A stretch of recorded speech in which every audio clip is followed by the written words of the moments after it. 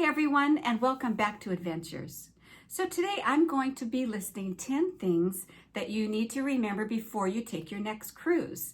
Now, this could be your very first cruise or this could be your 15th cruise, but these are the 10 things that the cruise staff on board wish every passenger would remember before they sail.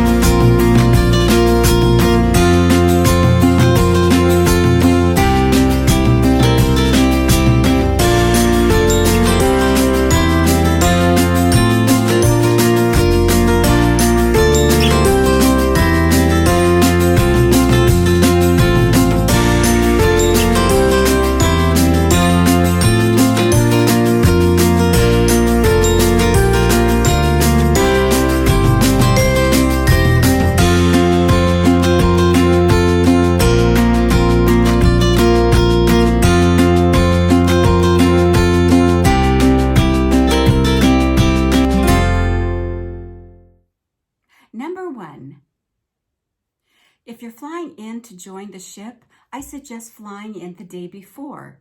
You don't want to be racing around the day of your cruise trying to get from the airport to the cruise port. Flights can be delayed, and many times they are. Bad weather, mechanical failure, all kinds of problems. So I suggest flying in the day before. You can get a hotel room from your cruise company or research one on your own. That way you can come in and relax and be stress-free, maybe do a little sightseeing in town, but at least you know the next day you can leisurely get up and make your way to that cruise port. I always fly in the day before I join the cruise, and one of my favorite things to do is to research areas and things that I can go see that are very local to the hotel where I'm staying. Now, I don't like to go more than an hour out of that general area, but for an example, a couple months ago I flew into Brisbane and I realized that there was a koala bear sanctuary about 20 minutes away from the hotel.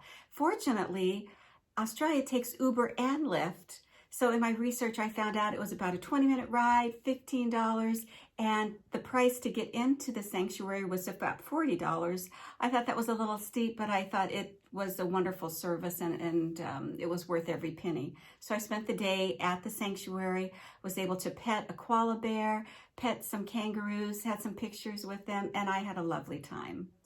Do your research at home, and it gives you something wonderful to look forward to.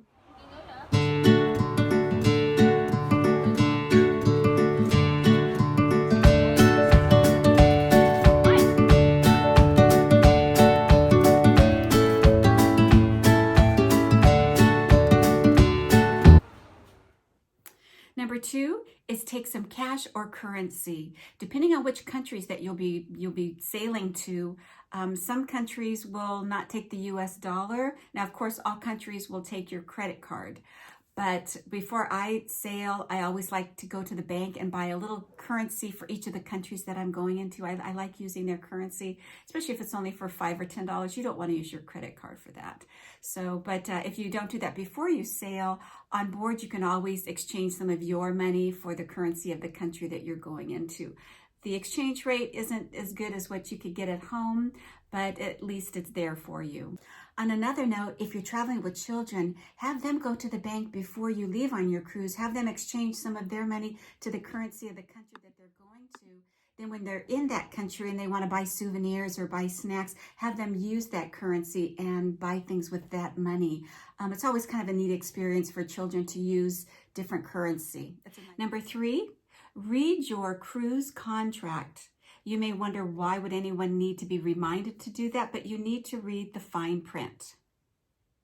Nowadays, many cruise lines allow you to pay up front some of the expenses that you'll be having on the ship. For example, a drink package, your shore excursions, even your gratuities you can pay up front before you even cruise. But be aware of what you're paying for up front and what you still need to pay at the end of the cruise. You don't want any surprises.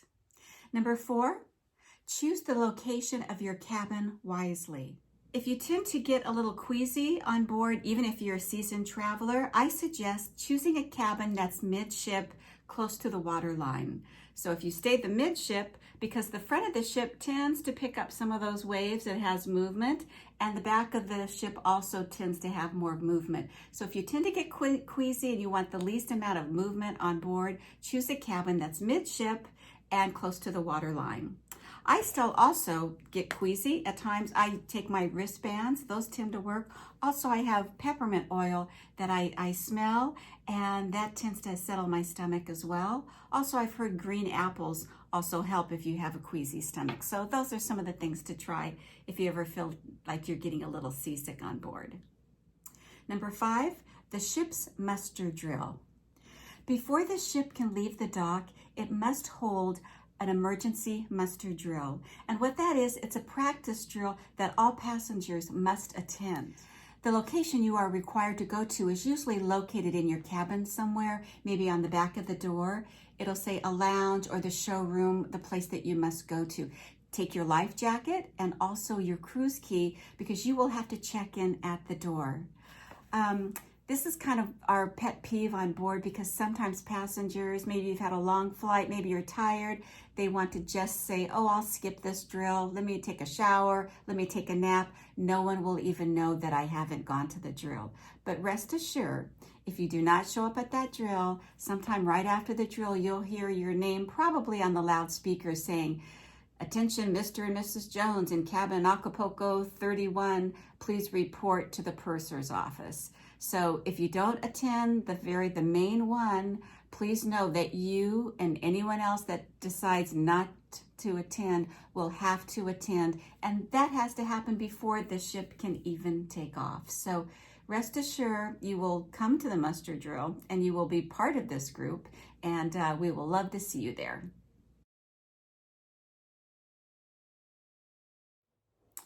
Number 6, shore excursions. As a former shore excursion manager, I always encourage passengers to please look over the shore excursions before they even join the ship. Now, some cruise lines even allow you to buy the tours up front so that when you come on board, you're all set up. You've got your tours all set up in every port. But some people like to get on board and kind of take their time and decide what tours they want to go on.